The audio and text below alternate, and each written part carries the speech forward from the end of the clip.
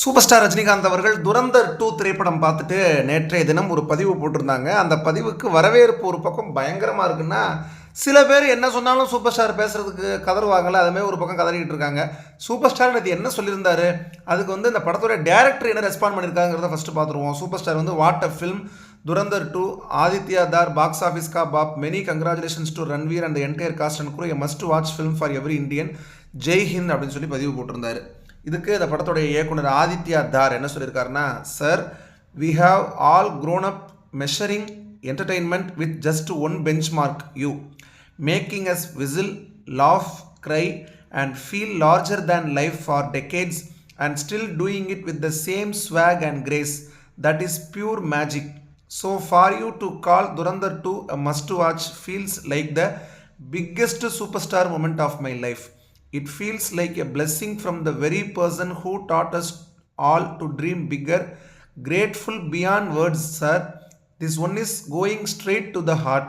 Jai Hind அப்படின்னு ஒரு பெரிய கட்டுரையே எழுதியிருக்காரு ஆதித்யா தார். சூப்பர் ஸ்டாருடைய அந்த வாழ்த்துக்குன்னு தான் சொல்லணும். என்டர்டெயின்மெண்ட் அப்படிங்கிறதே அதுக்கே நீங்கள் தான் பெஞ்ச் மார்க்கு. எங்களை விசில் அடிக்க வச்சிங்க, எங்களை சிரிக்க வச்சிங்க, எங்களை உங்களுடைய பல திரைப்படங்களில் எமோஷ்னலாகி எங்களை அழ வச்சிங்க.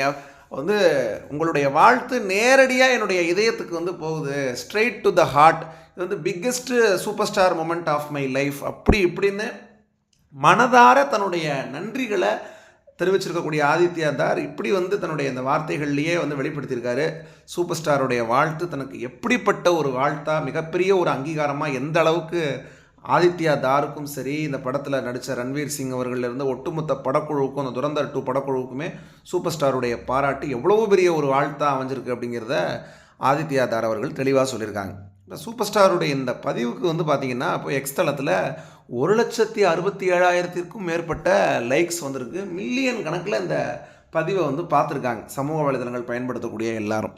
இதில் பல பேர் இன்னும் சொல்லப்போனால் தேவையில்லாமல் ரஜினிகாந்த் அவர்கள் ஒரு சங்கி, அதனால தான் இந்த படத்துக்கு வாழ்த்து போட்டிருக்காரு அப்படி இப்படின்னு ஒரு படத்தை பார்த்துட்டு பாராட்டினது ஒரு தப்பா?